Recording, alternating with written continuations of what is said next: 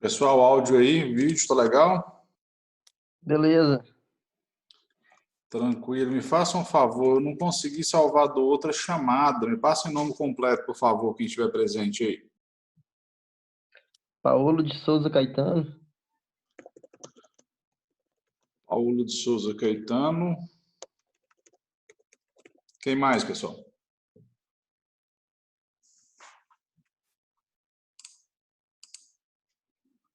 Espera só mais um minutinho aí, a gente continua, viu, Paulo? Beleza.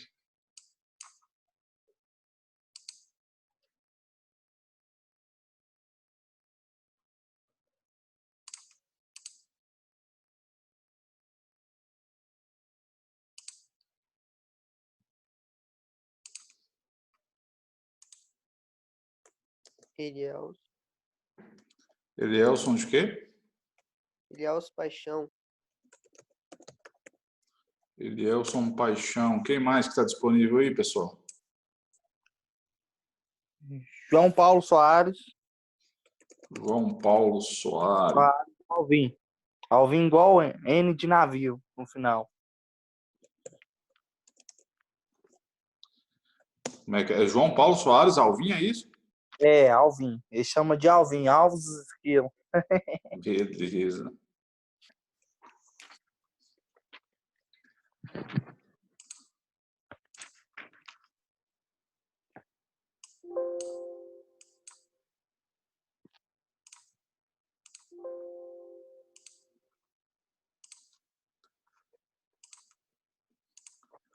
Tranquilo, vamos continuar então, gente. Então, a gente falou dos principais problemas da placa-mãe, que principalmente a questão lá de romper trilhas, né? Um outro problema comum, pessoal, nas placas-mães, são esses componentes aqui que a gente tem, ó.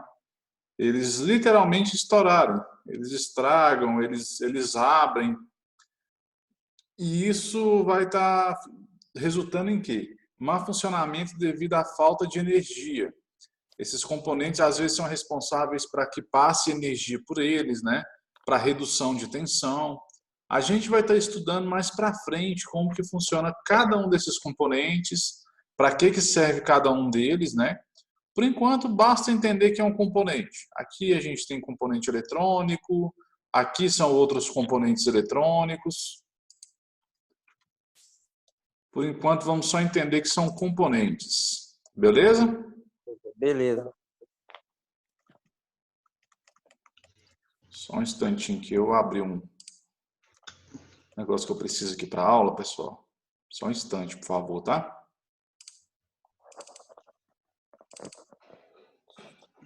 Fernando, desculpa, eu demorei, porque eu aproveitei para jantar ali rapidinho. Ô, beleza, ele nem chamou a turma, hein? Que maldade, hein? Eu sou diabético, cara, e aí minha glicose já estava meio baixando aqui. Eu falei, nó. Tá certo. Israel de quê? Israel Alves. Israel Alves. Só coloca na chamada aqui, Israel. Aí eu coloquei no chat aí, mas na Eu primeira. perdi o chat, você acredita? Eu tirei um print screen dele, mas depois eu copiei em outro arquivo para a área de transferência e deu problema. Ah, Acontece. Então vamos lá, faz continuando. parte. Próxima peça que nós vamos falar, o processador do computador. Qual que é a função de um processador? Quem arrisca aí? Esse aí é o CPU, né? E esse aqui é o CPU, viu? Processador é o CPU, então. Processador é o CPU. Né? Esse sim, quem falar, não, esse é o cérebro do computador, esse aqui eu concordo. Ah, esse aí que é o certo, tá certo. Isso. O CPU ou o processador é responsável por fazer todos os cálculos, todos os processos necessários para o funcionamento do computador. Né? Tudo que se diz respeito a funcionamento passa por esse carinha aqui, ele que processa tudo, ele que é a mente, o cérebro do computador. As principais características de um processador. O processador ele tem núcleos dentro dele, pessoal. E quanto maior a quantidade desses núcleos, maior tende a ser a velocidade dele.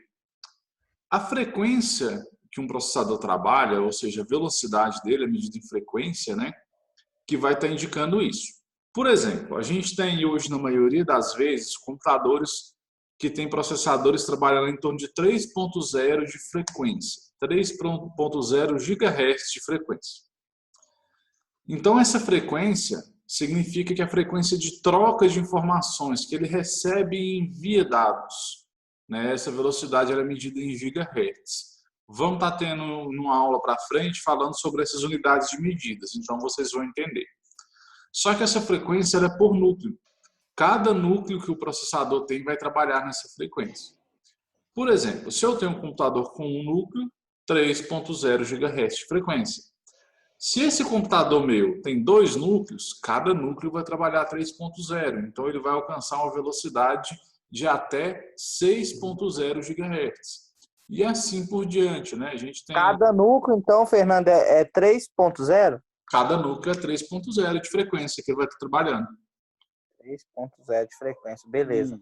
Isso varia de processador para processador. Alguns são menos, alguns são mais. Variação Então é isso que define se o processador ele é um processador mais rápido, um processador melhor, é a quantidade de gigahertz que ele tem. Isso, de frequência. É um dos indicativos, não é o único não, tá? Em aulas específicas de processadores a gente vai entender mais sobre isso. Tá? Bom. E a atenção que a gente deve ter na hora de comprar um processador é justamente essa questão aí de gigahertz que ele tem, a quantidade de núcleos que ele tem, e isso é algo bem visível. Eu vou entrar aqui no meu computador, aqui no gerenciador de tarefas e mostrar para vocês onde que eu vejo o meu processador. Fernando, por que existe só 3 marcas de processador hoje? Ele é muito difícil de fazer? Não obrigatoriamente, porque é muito difícil. Também não deixa de ser difícil pra caramba. É algo, tecnologia absurda, né? Mas isso exige um investimento muito grande de equipamento para que você possa estar fabricando, sabe? Então tem que ser uma empresa que tenha o dólar para fazer isso. Pois é, falou que as principais é a Intel e a AMD. E falou que a AVI é a mais fraquinha delas, né? Exatamente, é a mais fraquinha. Hoje, pessoalmente falando, eu acredito que a Intel está sendo a que está na frente do mercado. Tá. A que está sendo melhor. No computador de vocês, se vocês apertarem aí Ctrl Alt e Delete, vai jogar vocês nessa janelinha aqui, ó. Vai aparecer um menu flutuante, vocês vão clicar em gerenciador de tarefas e vem para essa janelinha aqui. Aí aqui eu tenho acesso a tudo que está sendo executado no meu computador. Veja bem a quantidade de processos, pessoal, que é necessário para um computador funcionar. Isso aqui todos são processos de fundo, que não está aparecendo na tela para mim, mas estão todos sendo executados por processador. O seu é computador ou notebook, Fernando? O meu, no caso, é notebook. Tá. Então para o seu notebook, para a máquina está funcionando, isso aqui tudo é preciso. Você está Tudo usando funcionando. 41% de memória, e aí Entendi. Isso aqui tudo para o fundo está funcionando, ó. São programas, aplicativos que estão sendo executados em segundo Ctrl o quê, Fernando? Ctrl, Alt e Delete. Tá. Ctrl Alt Delete, beleza. Isso, aí vai te jogar para uma outra janelinha, você clica em gerenciador de tarefas, né? E você vai ter acesso a isso aqui. Nessa abinha aqui do gerenciador de tarefas que se chama desempenho, aí eu tenho acesso às coisas que o meu computador tem. Aqui, ó, CPU. Tá vendo, pessoal? Que aqui já não fala processador, aqui já fala CPU.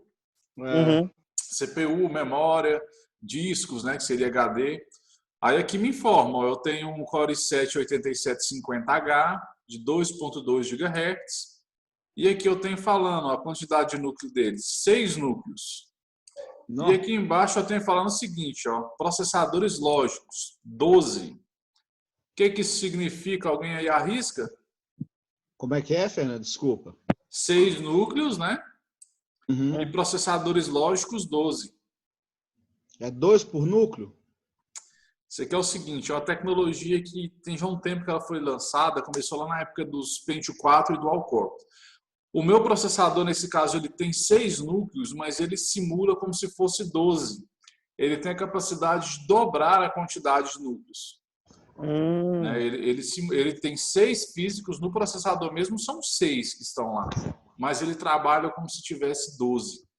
Né? Aí você pensa, 6 núcleos de 2.2 GHz vai me dar um desempenho a mais legal.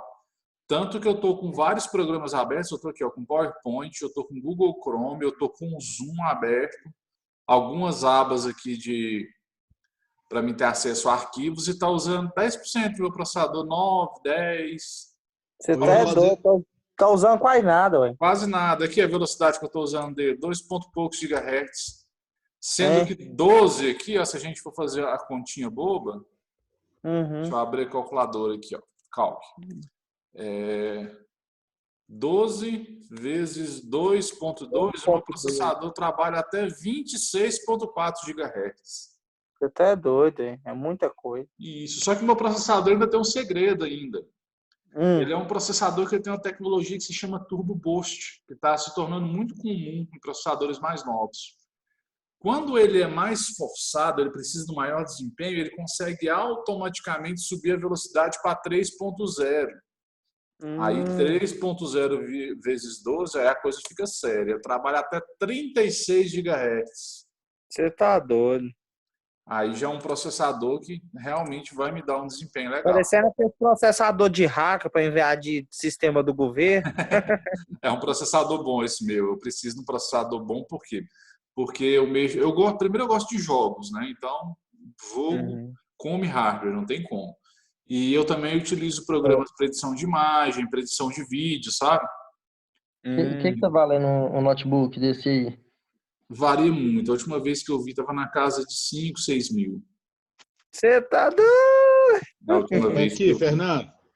Hã? Aqui, ó, eu tive a curiosidade de abrir o meu aqui, ó. O meu tá dando velocidade 2,16 GHz, 2 núcleos. O meu tem 2 núcleos, 2 processadores, para você ver a diferença das máquinas. O meu tem 2 processadores lógicos só, né? Só 2 lógicos? Só 2. É 2 núcleos e 2 lógicos. Eu uso o Intel Inside. Isso, então o seu, no caso, ele não tem essa tecnologia chamada Dual Core. Não. A mesma quantidade de núcleo que ele tem é a quantidade lógica, ou seja, na real você tem 2 de toda forma, não tem conversa. O meu é o Intel Celeron. Aqui, ó, o meu é o Intel Celeron CPU N2840 2,16 GHz. Dá uma diferença razoável. E qual que é a frequência do seu? A frequência... Fala aí em cima. O meu, no caso, fala aqui, ó, CPU, Intel Core 7, frequência tal. Então, a minha tá 2.16. 2.16. Pessoal, mas vamos pensar o seguinte. Se eu tivesse aqui, eu vou fechar essa janelinha e vamos agora olha para você ver a diferença da utilização. O meu tá dando 94% de utilização, uma velocidade 2.57. O meu tá lá em cima, o seu tá lá embaixo. Justamente, o meu eu tô trabalhando literalmente com o pé nas costas. E o meu tá forçando. E olha para você ver, tá forçando. Eu não tô com quase nada ligado, hein? Não adianta, processador, tecnologia, quanto maior for, essa é a diferença. Aí eu pergunto o seguinte para vocês, pessoal. O meu processador ele tem 12 núcleos, como a gente viu. São 6 físicos, né? E contando com os lógicos, são 12. Um processador que tem apenas um núcleo, ele vai ser sempre mais lento do que o meu? Não. Às vezes, não. Por quê? Varia aí, igual você falou. O seu já tem aquele negócio de turbo, né? Isso. E a variação dele, quando você coloca o turbo, vai para 3.2, né? Isso. E mas vamos pensar o seguinte. Eu tenho 12 núcleos. Vamos contar que os meus núcleos funcionam o tempo todo a 3.0. Eu tenho 12 núcleos. Aí eu tenho o meu vizinho aqui que tem só um núcleo a 3.5. Qual que vai ser mais rápido? Na verdade, o dele, 3.5, não? Vai depender do tipo de utilização. Então, porque o meu com 2 núcleos, ele tá rodando a 2.16, ele tá aqui em cima. Se ele fosse 3.5, talvez ele não estaria assim, né? Isso, Igual mas eu não tenho um jogo, nada disso. Eu Isso. só uso para isso mesmo. a questão Pra da aula, velocidade, pessoal, vai depender da utilização. Por quê? Quando a gente inicia o sistema operacional, automaticamente ele inicia somente com um núcleo do processador aberto. Ele entende que não tem necessidade de mais. À medida que ele for forçado, que ele vai estar aumentando a quantidade de núcleos, que ele vai estar abrindo mais núcleos ou não. Então, quando não estiver sendo forçado, o computador de 3.5 ele tem só um núcleo, mas o núcleo dele é 3.5. O meu vai estar funcionando a 3.0, mas só um núcleo, não vai estar com os outros núcleos abertos, entendeu? Então, nesse caso, a tendência é que ele tenha um desempenho um pouco melhor. Mas isso para quando são programas muito leves que não forçam nada, vai abrir um pouquinho mais rápido. Abrir uns 2, 3 programas, meu amigo, esquece. O meu que tem 12 núcleos vai dar uma diferença de desempenho assim Caso absurda. for forçar mesmo ali, o seu tem uma Isso, melhor, no caso. aí ele vai embora. Mas vamos ter aula bem específica de processador, onde que a gente vai entender que não é só essa questão da frequência também não, tá? Tem outras coisas. Vamos estar falando agora da memória. Memória RAM, no caso, essa aqui, tá? A memória RAM, pessoal, qual que é o sentido dela, de que forma que ela funciona e para que ela serve? A memória RAM nada mais é do que a responsável por guardar arquivos e softwares temporariamente quando eles estão em execução. Mas como que isso funciona? Cliquei em abrir um programa. O processador vai fazer todos os cálculos necessários, né, para a execução desse programa. O computador, a CPU no caso, desculpa, tá? A CPU, o processador, vai fazer todos os cálculos necessários. Quando ele tiver feito todos os cálculos, ele vai jogar para a memória. E ali esse arquivo vai ficar de forma temporária, até que eu salve ele no HD. Por exemplo, abri um arquivo do Word. Estou aqui editando, digitando. Esse arquivo até então ele está na memória RAM. Ele está salvo temporariamente. Tanto que ele está salvo temporariamente, que se tiver uma queda de energia ou eu fechar sem salvar, a tendência é que eu perca esse arquivo, porque ele não está salvo de maneira definitiva. Então, tudo que está sendo executado de maneira temporária fica na memória RAM. Exemplos, o nosso sistema operacional, estamos utilizando ele agora, ele está na memória RAM. Ele já está aberto. No meu caso aqui, ó, o PowerPoint, eu estou com ele aberto aqui, ele está na memória RAM. Ele não está mais no processador. Só fica no processador enquanto ele está fazendo cálculos, enquanto eu estou alterando alguma coisa.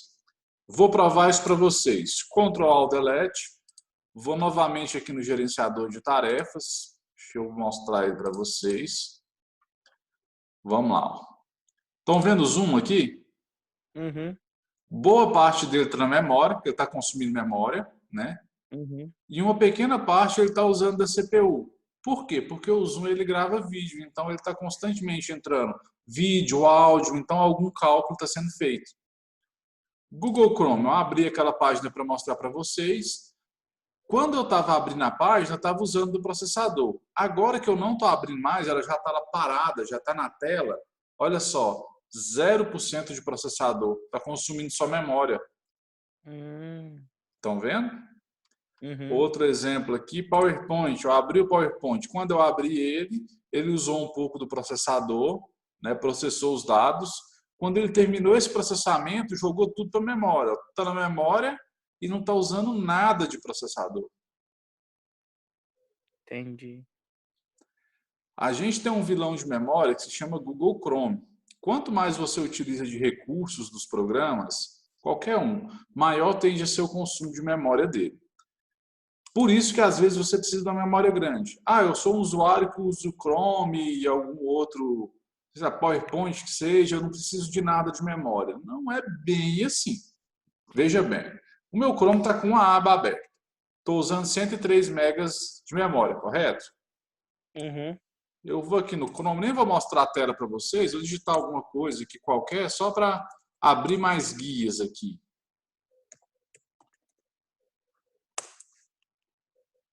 Pronto, estou com 4 guias abertas no Google Chrome. Estava 130 e poucos. Já aumentou o consumo, vocês viram? Uhum. Uhum. 150, Agora, 135. isso. Agora eu vou abrir páginas específicas aqui, ó. Páginas que consomem. Terra.com.br. A outra eu vou abrir uol.com.br. Eu vou abrir um globo.com aqui. Vamos ver como que está esse consumo agora. Olha aqui o consumo, já subiu, tá vendo? Uhum. Tá Eu quase tenho 200, você tá doido. isso, eu tô com na realidade eu tô com dois Chromes abertos aqui, ele está considerando dois. Ele já abriu uma instância a mais, olha só. Então ele está consumindo o Chrome mesmo 430 e poucos de memória. E o outro quase 200, né? E a outra instância dele quase 200. Aí eu vou estar fechando. Vamos lá, ó. O último que a gente viu aqui, 375. Vou fechar aqui as abas. Vou deixar só uma aba aberta e uma aba em branco. Olha a queda. Grande, hein? Caiu e caiu bastante, tá vendo? Então, assim, Mais da metade. justo. Por mais que o usuário utilize poucos softwares, isso não significa que ele não precise de memória. Porque às vezes ele utiliza poucos softwares, mas ele abre vários arquivos nesse software.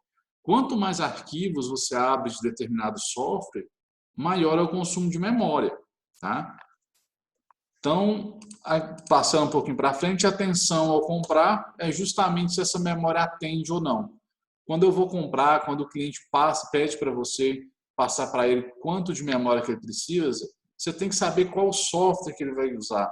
Porque cada software tem um consumo diferente de memória. Eu vou abrir um software aqui para mostrar para vocês, que é um que eu utilizo muito. Se chama Adobe Premiere. Ele é para edição de vídeos, edições de vídeos profissionais. Só um instantinho que eu estou abrindo ele aqui, ele é bem pesadinho.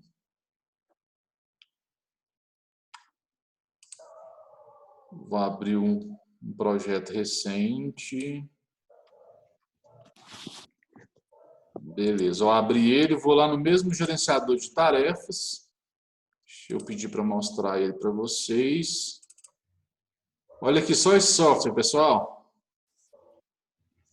Olha o consumo de memória desse software. Você tá doido, urra? Nó. Só um software e somente com um arquivo aberto nele. Eu vou abrir aqui mais uns 2 arquivos nele para vocês verem. No caso, é 1 GB e meio de memória RAM. 1,5 GB de memória RAM.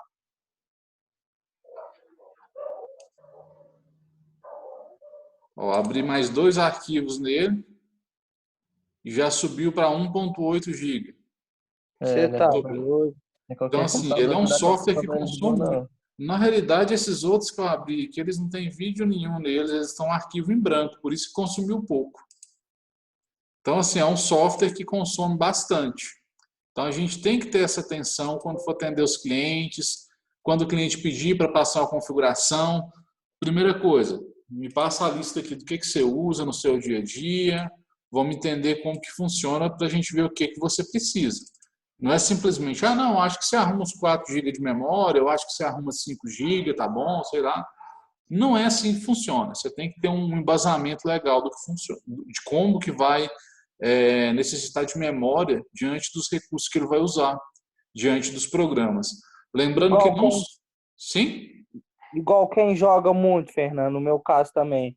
Tem que ser uma memória top e um processador também top para poder rodar. Certo? Memória, processador e também a memória de vídeo, ou placa de vídeo, né, que o pessoal fala. Tem que ser bom, senão não aguenta, não. Quando a gente vai ligar, aí o cara pergunta, não, você me passa a lista do jeito que você quer para eu montar o seu computador.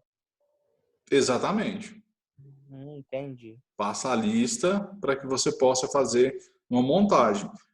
Games hoje são coisas que consomem absurdos. Como eu gosto de jogo, além do processador top, eu tenho 16 GB de memória. Não dá para fugir disso. Não tem como fugir. Principais problemas que a memória apresenta, pessoal. Problema de tela azul, assim como o processador também, ele apresenta esse problema quando ele está com defeito. Dá aquela tela azul, você tem que reiniciar o programa, sabe? Então, constantemente desse problema. Fica travando, a máquina desliga sozinha, do nada.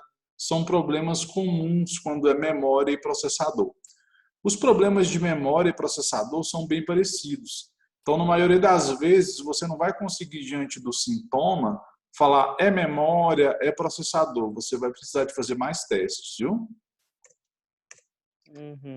Vamos continuar passando para frente. HD, né, ou seria o disco rígido, hard disk do computador. Aqui sim é onde fica salvo de maneira definitiva os seus arquivos. Definitivo, entre aspas. É onde você salva os arquivos, né? Você pode desligar e ligar novamente o computador, que esses arquivos vão estar nesse local normalmente, a não ser que apresente algum problema de hardware nesse meio tempo, né? Mas a tendência é que você... Estão armazenados na nuvem, é verdade, Fernando? A nuvem é embasada nisso aí? Cara, nuvem nada mais é do que um local remoto para você armazenar os seus arquivos, né? Ele é um local na internet para que você possa fazer o armazenamento. Mas é claro que ele está salvo em alguma máquina, em algum lugar que você não sabe, em um HD. Só que ele está disponível via internet. Você consegue fazer o acesso e baixar esses arquivos. Em algum lugar físico, aquele arquivo está salvo. Não existe colocar o arquivo na nuvem e as pessoas pensam que é nada. A nuvem nada mais é do que um computador remoto, né? Um computador que você não vê, que você pode baixar arquivos dele a hora que você quiser. Só que quem tem nuvem, por exemplo, a Google tem o Drive, né? Ele tem diversos sistemas de backup. Então, se um HD no qual o seu arquivo está salvo queimar, com certeza ele tem um backup em outro lugar e você não perde esse arquivo. É igual lá no nosso escritório, os meninos salvam lá, fala, vai para a nuvem, qualquer coisa que precisar, busca na nuvem. Exatamente. Você faz a busca na nuvem e você encontra esse arquivo, tá? A gente tem que ter as seguintes atenções a comprar um HD, pessoal. Primeiramente, qual que é o tamanho desse HD? O tamanho desse HD atende o meu cliente, ele me atende, né? Isso é bastante importante, né? Você não pode passar para um cliente um HD pequeno, porque daqui 2, 3 meses esse HD já não vai atender ele, aí foi o técnico que me indicou uma coisa ruim. A culpa cai no técnico nesse momento. Então, é mais uma vez, vou pegar do meu cliente ali alguma coisa para fazer, passar uma configuração, puxa a língua desse cliente. Você usa para quê? Quais softwares você usa? Você salva as coisas no computador? Eu salvo aqui. Me mostra onde que você salva, só para me ver. Porque às vezes você coloca como uma unidade de rede ali e o cliente acha que está salvando no computador. E às vezes não é, às vezes ele está salvando na nuvem, sabe? Só criou um atalho. Então é importante você estar vendo isso, tá? Uma outra coisa importante de se ver nos HDs é a velocidade de rotação. O HD, o nome disco rígido, não é à toa. Ele tem um disco como se fosse um CD dentro dele, rígido, de metal, e tem uma agulha que faz leituras e gravações nesse disco. Então, quanto maior for a velocidade de rotação desse disco, maior vai ser a velocidade que ele vai gravar e também que ele vai estar fazendo a leitura dos arquivos. Então, quanto maior a rotação, melhor vai ser o desempenho do seu computador em relação a isso. Tanto que a gente tem hoje HDs, os SSD, né, que são HDs que têm uma velocidade maior de rotação, então ele vai te dar um desempenho maior. Na hora que você liga o seu computador para buscar os arquivos do Windows, para te apresentar a tela do Windows, ele vai conseguir buscar muito mais rápido e te apresentar isso muito mais rápido em tela. Ficou claro isso? Sim. Beleza. Beleza, então. Principais problemas que um HD apresenta. Geralmente ele corrompe os arquivos, você não consegue acessar o Windows, aparece uma mensagem falando que não existe HD, são problemas corriqueiros, problemas comuns. De forma geral, o HD não tem muito o que fazer para recuperar, mas existem algumas técnicas que, dependendo do problema, a gente consegue recuperar. Vamos estar vendo isso em sala de aula, beleza? Beleza. Placa de vídeo, essa aqui no caso é uma placa de vídeo off-board. O que seria a diferença entre uma placa de vídeo off-board, que é essa aqui, e uma placa de vídeo on-board? A placa de vídeo on-board, ela já vem soldada na sua placa-mãe. Então, ela já te dá um desempenho gráfico, um desempenho de vídeo, apresenta o vídeo para você na tela, né? Mas é um desempenho considerado fraco. Por que esse desempenho é considerado fraco? Por 2 motivos. Primeiro porque ela vai compartilhar os recursos do processador e da memória do seu computador para gerar vídeo. Então vai estar forçando já o seu processador. E segundo, que ela não pode tirar tudo do processador. Ela vai pegar só uma parte do processador, então não vai te dar uma qualidade muito grande de vídeo. Para isso tem essa placa de vídeo aqui que é o offboard. Você encaixa essa placa de vídeo na placa-mãe e é uma placa própria para gerar vídeo. Então você não vai estar usando recursos do processador e você tem uma placa específica para gerar vídeo. Você vai ter um desempenho muito maior. Ela vai interna, Fernando, ou externa? Como? Ela vai interna, né? Isso, ela vai interna. Ela vai ser encaixada na placa-mãe. Ela é um Tem pouco como mais usar ela fora da independente, né? placa. Pode falar, Israel, pode falar. Não, só eu comentar se ela é mais independente, então, né? Isso, ela é bem mais independente do que a placa on-board, né? A placa on-board, ela tem dependência aí da memória e do processador. Essa aqui, ela não tem uma dependência. Ela trabalha em conjunto, mas ela é independente para geração de vídeo. Vai te dar Então, ela é on-board. Como? Ou os nomes delas. On-board, né? Uhum. É a que já vem própria na placa-mãe. Certo. E essa aqui é a off-board. Off-board. Até porque eu estou anotando, viu, Fernando? É bom mesmo, é bom a gente anotar tópicos aí para que lembre a gente. Eu tenho uma maneira de assimilação assim para guardar, eu tenho que escrever. A minha já é visual, você acredita? Eu preciso de ver alguma coisa, eu preciso de ver um slide para me aprender a fazer alguma coisa, eu tenho que ver alguém fazendo ali, é a forma que eu tenho. Cada um tem a sua forma, é normal. Facilidade, né? Então, o que acontece, pessoal? Quando que eu preciso de uma placa de vídeo off-board? Se eu utilizo o Word, o Excel, programas leves que não exigem muito do vídeo, eu não preciso de uma placa de vídeo off-board.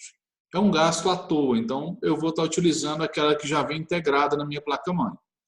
Agora, quando se diz eu vou jogar, eu vou fazer edição de vídeo, é essencial que eu tenha uma placa de vídeo off-board, porque ela vai me dar um desempenho muito melhor. Ela vai permitir que eu execute as tarefas com qualidade de maneira bem mais ágil do que a placa de vídeo on-board. Alguns jogos nem iniciam sem uma placa de vídeo off-board, né? Alguns softwares eles iniciam sem uma placa de vídeo off-board. Software de edição de vídeo. Por exemplo, aquele que eu mostrei para vocês, o Premiere, ele inicia sem a placa de vídeo off-board, ele executa. Só que quando eu vou converter o vídeo, que é quando eu realmente preciso de memória de vídeo, a velocidade vai ser muito fraca. Eu vou gastar aí 1h30 para converter um vídeo de 1 GB, enquanto hoje com o meu notebook, que é uma placa de 6 GB, eu faço essa mesma conversão em menos de 10 minutos. Então, assim, às vezes para aquele usuário que usa uma vez na vida, outra na morte, não compensa gastar com a placa de vídeo off-board. Mas para aquela pessoa... O valor dela é caro, Fernando? Como? Interrompendo aí. O valor dela é mais caro que a outra? É mais caro. Na realidade, a outra você não paga, porque ela já vem na placa-mãe. Ela já vem, mas... Ela já vem integrada, então você não paga por ela. Aderir essa daí também eu posso. Isso, você pode aderir. Só que assim, o custo das placas de vídeo tem sido custos muito altos. Qualquer placa de vídeo bem razoável hoje está na casa de R$600. Bem razoável mesmo. E razoável, hein? Isso. Se você falar, eu quero uma boa, mais de 1.000. Mais de 1.000. 3.000. Agora você falar uma top, aí você pode chegar a cifras aí que só a imaginação vai te dar. Nossa, são valores muito altos, né? Geralmente quem comprou o carro zero pode trazer para trocar para uma placa de vídeo. Nossa, você tá doido. Mas você imagina o cara que usa uma placa de vídeo dessa também, o que ele faz, hein? É questão de desempenho absurdo. De forma geral, o cara deve trabalhar na NASA. Hoje quem utiliza placa de vídeo muito boa, eles não costumam investir numa placa de vídeo mais cara do que R$2.000, não. Tá na casa de R$2.000. Entendi. Então vamos estar passando para frente. Atenção ao comprar essa questão da questão de tecnologia, capacidade dela, né? A placa de vídeo ela também é em gigas que é medida. Placa de 1 GB, de 2 GB, 6 GB. dentre alguns outros detalhes que a gente vai estar vendo na aula específica sobre ela, tá? Principais problemas da placa de vídeo, geralmente é não apresentar o vídeo em tela mesmo. Não apresenta o vídeo em tela. Quando você vai ver um vídeo, fica dando aqueles lags, né, aquelas travas durante o vídeo, não dá para você ver. São os problemas mais comuns em placa de vídeo. A gente tem essa placa de som. Mesma coisa, já existe a placa de som on-board, que já vem no computador. Para quem precisa de um desempenho melhor, mexo com edição de áudio profissional, um estúdio de gravação para uma rádio, aí vai precisar de uma placa de áudio top. Aí você compra off-board também. A mesma linha de raciocínio, tá? Beleza. Temos aí a placa de rede, que também é importante você estar colocando a placa de rede boa. Também já vem a placa de rede on-board. Tá? Os computadores, a maioria deles vem com a placa de rede on-board. Só que a maioria ainda vem com a placa /mega. O que seria essa placa /mega? Ela é uma placa que a recepção e envio dela é mais fraca em relação à velocidade. Então aí o cara vai lá todo empolgado. Comprei uma internet de 300 mega da WiMAX, da Algar, tecnologia nova, internet top. Parabéns, show de bola. Mas o cara só consegue utilizar 50 mega desses 300. Ele não consegue fazer um download por causa da placa de vídeo, que ela é a /mega, que o pessoal fala. Então, qual que é a forma de resolver esse gargalo? Eu compro uma placa de rede melhor, né, que seria uma placa de rede /giga. Como eu falei, a gente vai ver essa questão de unidade de medida mais para frente, tá? Não precisa se preocupar. Eu compro a /giga que vai me permitir estar utilizando essas velocidades aí estratosféricas de internet que a gente tem hoje, né? O receptor de Wi-Fi de um computador, Fernando, ele está ligado à placa de rede? Ou ele é um... Geralmente ele é uma placa de rede de Wi-Fi independente. Independente. Independente. Tá? Outra coisa importante que eu falei aqui, eu preciso de uma placa, então, que receba essa internet com velocidade mais alta. Ao mesmo tempo, eu preciso de um modem ou de um roteador que me envie essa qualidade grande, porque às vezes a internet chega aqui na porta de casa, no cabo na porta de casa de 300 megas, mas quando chega aqui no meu roteador, no meu modem... Ele é só de 150. É o gargalo, ele é de 150, então ele não vai conseguir enviar toda a velocidade. A mesma coisa, aí eu posso ter a placa /giga que eu não vou conseguir navegar nessa velocidade alta, tá? E a gente assim, né, igual como a gente era ignorante nessa questão, a gente achava que não, que a 150 resolveria, né? Eu, particularmente, entendia que a de 150 era a expansão do sinal. E não é só isso, então. De forma alguma, de forma alguma. A gente vai ter aula específica falando mais sobre placas de rede, a gente vai conseguir aprender um pouco mais sobre isso. Tá. Outras peças de hardware que não precisa de comentar muito, leitor e gravador de DVD, todo mundo sabe a função. Fonte de alimentação, a gente vai ter uma aula sobre introdução à energia, então eu não vou falar muito. Mas basicamente ela pega a energia que chega da tomada e distribui para as peças, tá? A gente vai ter uma aula falando mais sobre isso. Monitor também é peça de hardware, também não preciso de falar o que é, todo mundo sabe, né? Que é onde é apresentada a imagem. Tem o mouse, que é responsável por movimentar o cursor, e tenho também o teclado, que é responsável pela digitação. Vou falar rapidinho aqui, porque o Zoom já vai me derrubar, pessoal. Eu vou estar disponível para vocês, vou colocar uma atividade aí agora e vou estar disponível até às 9h30 para tirar dúvida em relação a essa atividade ou em alguma coisa para a aula, tá? Então, qualquer coisa é só chamar aí no grupo que eu estou disponível. Beleza. Tá? Essa atividade vocês fazem e mandam ela para mim até o início da próxima aula, combinado? Você vai mandar ela no grupo do WhatsApp? Isso, no grupo do WhatsApp. Vou mandar agora para vocês. Beleza, tranquilo. Então, tudo bom. Qualquer dúvida é só chamar lá. No mais, boa noite para vocês, gente.